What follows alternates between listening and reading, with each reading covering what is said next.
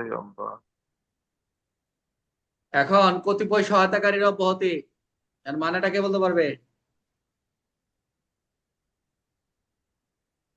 মানে যে দিতে চাবে তাকে অপরাধ থেকে মুক্তি দেওয়া হবে।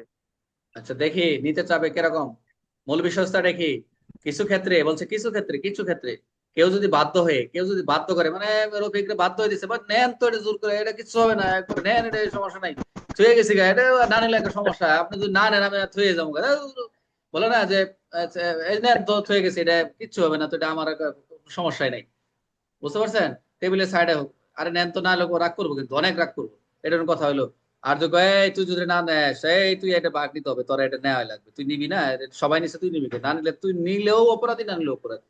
এই যে বাধ্য হয়ে প্রলোভকে এলোরমেন্ট করা, থ্রেট দেওয়া, বল প্রয়োগের কারণে সরকারি কর্মকর্তাকে ঘুষ উপহার দেয়, সে অপরাধী হবে না। যদি এরকম প্রলুব্ধ করে, ভয় দেখা, বল প্রয়োগ করা, এরকম যদি থাকে যে বাস নেও, তাহলে সে তো আমি তো নিছি, আমি তো সে আমার ভয় দেখাইছে, না নিলে এলোরমেন্ট করছে, আচ্ছা এই ক্ষেত্রে সে অপরাধী হবে না। আচ্ছা, অর্থাৎ যে ব্যক্তি নিজে ইচ্ছায় ঘুষ উপহার দেয়নি তাকে দণ্ড দিতে ধরা হবে না।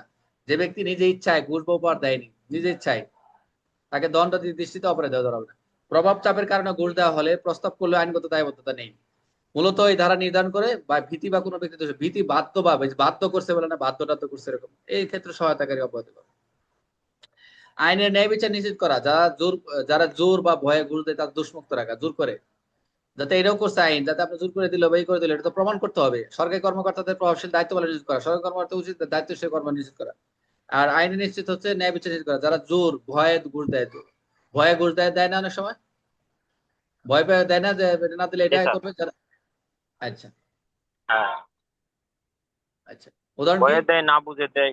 হ্যাঁ, একজন ব্যবসায়ী ভয় পেয়ে সরকারি কর্মকর্তা উপহার দেয়, ভয় পায়, এই কালকে তুই এত টাকা নিয়ে আসবি, এত টাকা নিয়ে আসবি, তাড়াতাড়ি নিয়ে আসবি, নাহলে কিন্তু তোরা আসামি ধরছি, আমার ধরছি, যে মার দিতাছি, একটু পরে পা কাটে ফেলাবো, একটু পরে কি বলে কসফায়ারে দিয়ে দেবো, তাড়াতাড়ি আয়। ভয় পাইলো নাকি? এখন লাইসেন্স বাতিল হয়, এখন এই যে অপরাধ নয়। কোনো ব্যক্তি বল প্রয়োগ হুমকির কারণে সরকারি কর্মকর্তা ঘুষ দেয়, কিন্তু এখন এই যে অপরাধ নয়, কার নয়, সহায়তাকারী, অর্থাৎ যে নিয়ে আইলো, ভয় পেয়ে নিয়ে আইলো, এটা তো অপরাধ হবে না। কেউ সরকারি কর্মকর্তা প্রলব্ধ চাপের কারণে উপহার দেওয়া হলে প্রস্তাব দেয়, দুষ্মুক্ত, চাপ দিচ্ছে।